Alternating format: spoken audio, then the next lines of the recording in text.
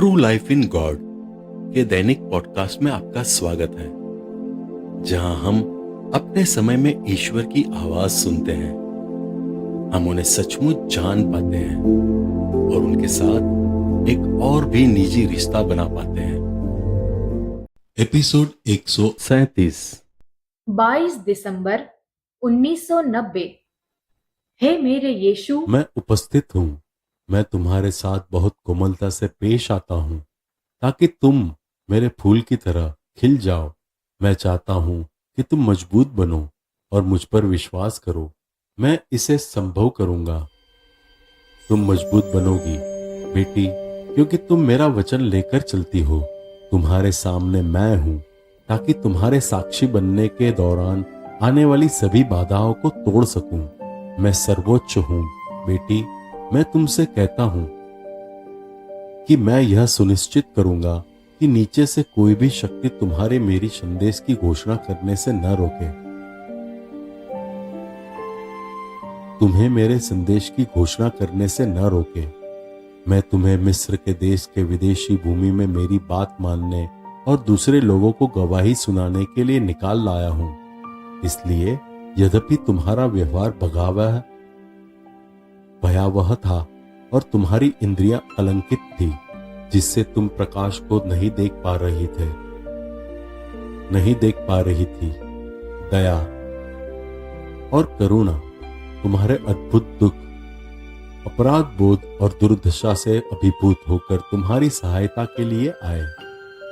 नहीं, ओ वसूला, तुम मेरे किसी भी उपहार के लायक नहीं हो, क्योंकि मेरे अधीन में सेवक थे जिन्होंने मुझे सम्मान दिया। कभी भी पवित्रता में मेरे नाम के अलावा कुछ नहीं कहा, जिन्होंने बिना रुके मेरी स्तुति की, जिन्होंने पूरे दिल से पवित्र कृत्य की प्रशंसा की। लेकिन फिर भी मेरा दिल, प्यार का रसातल, तुम्हारे लिए रोया। तुमने मेरे दिल में दुख पर दुख, राजद्रोह पर राजद्रोह जमा किया था। तुम मेरे साथ कुश्ती कर रहे थे, छोटे से प्राणी। लेकिन मुझे पता था कि तुम्हारा दिल एक विभाजित दिल नहीं है। और एक बार जब मैं तुम्हारा दिल जीत लूंगा तो यह पूरी तरह से मेरा हो जाएगा। अपने युग की एक वस्तु, तुम मेरे साथ कुश्ती कर रही थी, लेकिन मैंने तुम्हें कुश्ती में नीचे फेंक दिया और तुम्हें धूल में और रेगिस्तान में घसीटा, जहां मैंने तुम्हें वही छोड़ दिया, बिल्कुल अकेली। मैंने तुम्हें तुम्हारे अस्तित्व के आरंभ से ही एक संरक्षण स्वर्गदूत या रखवाला दूत प्रदान किया था, ताकि वह तुम्हारी रक्षा करे, तुम्हें सांत्वना दे और तुम्हारा मार्गदर्शन करे। लेकिन मेरी प्रज्ञा ने तुम्हारे रखवाले दूत को आदेश दिया कि वह तुम्हें छोड़ दे और तुम्हें रेगिस्तान का सामना अकेले ही करने दे। मैंने कहा, तुम्हें अपनी नग्नता के बावजूद जीना है। जैसे ही मेरे रखवाल दूत और पूरे स्वर्ग ने मेरी ओर पीठ कर ली, तब मैं नग्न हो गई, क्योंकि कोई भी मनुष्य अकेले जीवित नहीं रह सकता। स्वर्ग द्वारा त्याग दिया गया। शैतान ने पूरी तरह से कब्जा कर लिया होता और तुम्हें मार डाला होता। मेरा आदेश उसे भी दिया गया था। मैंने उसे तब तुम्हें छूने से मना किया था। अपने आतंक में तुमने मुझे याद किया और मुझे खोजते हुए हताश होकर स्वर्ग में देखा। तुम्हारे विलाप और तुम्हारी प्रार्थनाओं ने अचानक तुम्हारे चारों ओर की मौत की शांति को तोड़ दिया और तुम्हारी भयभीत चीखें स्वर्ग को भेदती हुई पवित्र त्रित्व के कानों तक पहुंच गई। मेरी बच्ची, स्वर्गीय पिता की आवाज आनंद से भरी हुई पूरे स्वर्ग में गूंज उठी। आह! तब पुत्र बोला, अब मैं उसे अपने घावों के अंदर भेदने दूंगा और उसे अपना शरीर खाने दूंगा और अपना लहू पिलाऊंगा। मैं उसे अपने साथ ब्याह दूंगा और वह सदा के लिए मेरी हो जाएगी। मैं उसे अपना प्रेम दिखाऊंगा और तब से उसके होंठ मेरे लिए प्यासे हो जाएंगे। और उसका हृदय मेरा सिरहाना होगा। वह प्रतिदिन उत्सुकता से मेरी धार्मिकता के आगे झुकेगी। मैं उसे अपने प्रेम और अपनी दुख पीड़ा की वेदना बनाऊंगा। मैं और केवल मैं ही उसका एकमात्र प्रेम और दुख भोग बनूंगा, और मैं उसे अपने संदेश के साथ दुनिया के छोर तक अधार्मिक लोगों पर विजय पाने के लिए भेजूंगा, और ऐसे लोगों के पास जो उसके अपने भी नहीं हैं, और वह स्वेच्छा से मेरे शांति और प्रेम के क्रूस को कलवारी के मार्ग पर ले जाएंगी, और मैं पवित्र आत्मा उस पर उतरूंगा ताकि उसे सत्य और हमारी गहराइयों को प्रकट कर सकूं। पवित्र त्रिव्य। मैं उसके माध्यम से दुनिया को याद दिलाऊंगा कि सभी उपहारों में सबसे बड़ा उपहार है प्रेम। आओ हम पवित्र त्रिव्य बोला। उत्सव मनाएं, सारा स्वर्ग उत्सव मनाए। मैंने तुम्हारा हाथ थाम लिया है और तुम्हें मेरे महान प्रेम का जीवन प्रतीक बनने के लिए गढ़ा है। मेरे पवित्र हृदय और मेरी कलीसिया के नवीनीकरण के साक्षी के रूप में गढ़ा है। पिता, फिर पुत्र, फिर पवित्र आत्मा बोला। मैं पुनरुत्थान हूं। इस संदेश की व्याख्या। शुरुआत में जब मेरे रखवाल दूत अचानक प्रभु का मार्ग खोलने के लिए मेरे पास आया, तो एक पेशेवर पापी होने के नाते मुझ में ईश्वर के लिए कोई प्रेम नहीं था। यहाँ तक कि जब मेरा रखवाल दूत मुझे स्वर्ग के बारे में बता रहा था, तब भी मुझे सिर्फ अपने रखवाल दूत के साथ होने से ही संतुष्टि थी। मुझे इससे ज्यादा कुछ नहीं चाहिए था। जब मेरे रखवाल दूत के बदले ईश्वर मेरे पास आया, तो मैं कुछ निराश हुई। मैंने उसे एक अजनबी की तरह महसूस किया, जबकि पहले से ही अपने रखवाल दूत से परिचित होने के कारण उसके प्रति मेरी आश्चर्य की भावनाएं प्रेम की भावनाओं में बदल गई थी। और तब मैं समझ नहीं पाई कि ईश्वर मेरे रखवाल दूत की जगह क्यों लेना चाहता था। मैंने यहाँ तक मान लिया कि ईश्वर मेरे रखवाल दूत को दिए जा रहे मेरे प्रेम से ईर्ष्या करता है, और मुझे अपने रखवाल दूत पर तरस आया।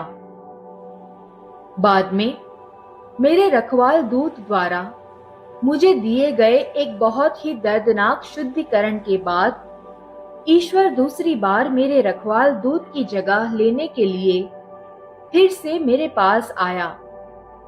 ईश्वर कुछ दिनों तक मेरे साथ रहा।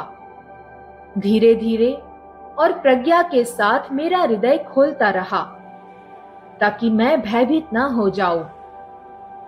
जब मैं अपना हृदय ईश्वर के लिए खोलने ही वाली थी, तो वह भाग गया और छिप गया। मैं अपने रखवाल दूत को ढूंढने के लिए मुड़ी, पर वह भी मुझे नहीं मिला। मुझे लगा कि कुछ आत्माएं शोधन स्थल से मेरे पास आ रही है, मुझसे प्रार्थना और आशीर्वाद की याचना कर रही है। मैंने उनके लिए प्रार्थना की और उन्हें आशीर्वाद दिया। फिर उन्होंने मुझसे पवित्र जल से आशीर्वाद देने के लिए कहा।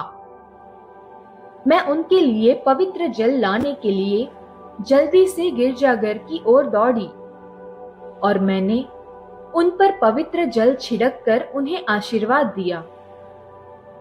मैंने उनसे यह पूछने का अवसर लिया कि क्या उन्होंने मेरे रखवाल दूत को और उस व्यक्ति को देखा है जिसे मेरा दिल पहले से ही प्यार करने लगा है। लेकिन मुझे कोई जवाब नहीं मिला। हर गुजरता दिन एक साल जैसा लग रहा था। मैं शांति की तलाश में थी, पर मुझे कहीं नहीं मिली। मैं कई लोगों और दोस्तों से घिरी हुई थी, लेकिन मैंने पहले कभी इतनी अकेली और परित्यक्त महसूस नहीं किया जितना उन दिनों में अनुभव किया। ऐसा लग रहा था जैसे मैं नरक से गुजर रही हूं। कई बार मैंने अपने रखवाल दूत को वापस आने के लिए पुकारा, लेकिन नहीं, वह मुंह मोड़कर चला गया था। उसके भागने से मेरा प्राण निकल गया। मैंने उसे ढूंढा, पर वह मुझे नहीं मिला। मैंने उसे पुकारा, पर उसने उत्तर नहीं दिया। श्रेष्ठ गीत 5.6। मैं पूरे 3 हफ्ते तक रेगिस्तान में अकेली भटकती रही, जब तक कि मैं इसे और सहन न कर सकी। फिर अपनी व्यथा से बाहर निकलकर मैंने स्वर्ग की खोज में ईश्वर को पुकारा, हे पिता, हे परमेश्वर, मुझे ले ले और अपनी इच्छानुसार मेरा उपयोग कर। मुझे शुद्ध कर ताकि तू मेरा उपयोग कर सके। मेरे हृदय की गहराइयों से निकली हुई इस पुकार के साथ अचानक स्वर्ग खुल गया और गरज की तरह पिता की भावुक आवाज ने मुझे पुकारा, मैं परमेश्वर तुमसे प्रेम करता हूं। मुझे तुरंत ऐसा लगा जैसे मैं किसी बवंडर से निकलकर एक खूबसूरत शांत दुनिया में आ गई हूं। मेरा संरक्षक फरिश्ता फिर से प्रकट हुआ और बड़ी कोमलता से मेरे जख्मों पर पट्टी बांधने लगा। वे जख्म जो मुझे रेगिस्तान में रहते हुए मिले थे। यह घटना सन 1986 में ईस्टर के दौरान हुई थी, 23 दिसंबर 1990। हे पिता, मैं प्यासी धरती की तरह तेरे लिए तरस रही हूं। मुझे थोड़ी देर के लिए अपने घुटनों पर लिटा दे और मुझे सांत्वना दे। मुझे अपने सांत्वना देने वाले हृदय से घिरी हुई महसूस करा दे। मुझे तेरी गर्मजोशी की जरूरत है। अपना सिर मेरे हृदय पर रखो, विश्राम करो और सांत्वना पाओ। तुम्हारा अब्बा तुम्हारी देखभाल कर रहा है। तुम्हारा अब्बा तुम्हें अपने पास पाकर खुश है। अपना सिर मेरे हृदय पर रखो, मेरी बच्ची, और मेरे हृदय की इच्छाओं को सुनो। मेरा हृदय अभी भी अपने बच्चों के शेष प्रेम की तलाश, लालसा और याचना कर रहा है। कुछ सेकंड का विराम। हे बच्ची, अचानक पिता का सिर घुमा और मेरी ओर देखा। तुम अपने अब्बा को सांत्वना देने के लिए क्या दोगी? हे प्रभु, तू जो कुछ भी चाहेगा, मेरा प्रेम, मेरी इच्छा, मेरा हृदय और मेरी आत्मा। और क्या? तेरी इच्छाओं के प्रति मेरे प्रायश्चित के रूप में मेरा जीवन। तो मेरे घुटनों से उतरो और जाओ और मेरे नाम पर गवाही दो। जाओ और राष्ट्रों को मेरे महान प्रेम के बारे में बताओ। उन्हें याद दिलाओ कि मेरा वादा पूरा होने के बहुत करीब है और मेरी वापसी निकट है। नया यरूशलेम अर्थात नई कलीसिया निकट है। मैं अपनी कलीसिया और अपने लोगों को नवीनीकृत करने जा रहा हूं। इसलिए मेरी बच्ची, मेरे घुटनों से उतरो और मेरे खातिर दुनिया में जाओ और मेरे प्यार के बारे में दुनिया को बताओ। दुनिया को एहसास करने दो कि मैं अपने बच्चों से कितना प्यार करता हूं, जैसा कि यह है। तुमने मुझे नहीं खोजा है, यह मैं हूं जिसने तुम्हें पाया है और अपने महान दिन से पहले दुनिया में जाने के लिए तुम्हें चुना है। यह मैं ही हूं जिसने तुम्हें बनाया और यद्यपि तुम मुझसे अलग थी, मैंने तुम्हें चुना है और अपना पवित्र चेहरा तुम्हारे सामने प्रकट किया है। इसलिए जब तुम मेरे द्वारा नियुक्त किए गए सभी कार्यों को पूरा करोगी, मेरी बच्ची, मैं तुम्हें अपने पास ले जाऊंगा और तुम मेरी गोद में विश्राम करोगी। इस बीच जब तक तुम संसार में हो, मैं तुम्हारे उत्पीड़कों से तुम्हारी रक्षा करूंगा। मैं चाहता हूं कि तुम अपनी तरफ से लगातार स्वर्ग में मेरी ओर देखो और मुझसे बातें करो। परमेश्वर तुम्हारे साथ है। इन शब्दों को हमेशा अपने मन और हृदय पर अंकित रखो, क्योंकि मैं तुम्हारे साथ हूं। अब अपने हृदय में उन सभी बातों को संजो कर रखो जो मैंने तुम्हें बताया है, और याद रखो, आत्माओं के परिवर्तन और मेरी कलीसिया के पुनरुद्धार के लिए प्रार्थनाएं अर्पित करो, जो मेरे पास धूप की तरह पहुंच जाए। 25 दिसंबर 1990 क्रिसमस दिवस। मैं ग्रीक ऑर्थोडॉक्स संप्रदाय के अपने भाइयों के बीच तेरे नाम की घोषणा करूंगी और पूरी सभा में तेरी स्तुति करूंगी। स्तोत्र ग्रंथ 22.22, चाहे वे इसे पसंद करे या नहीं। बेटी, हालांकि तुम में से बहुत से लोग शांति और एकता का मार्ग नहीं जानते, फिर भी निराश मत हो। मुझ पर आशा रखो। मैं शीघ्र ही तुम्हें सांत्वना देने आऊंगा। मैं शीघ्र ही तुम्हें सांत्वना देने आऊंगा। और हे मेरी बच्ची, एकता के लिए तुम्हारी प्रार्थना स्वर्ग में सभी ने सुनी है।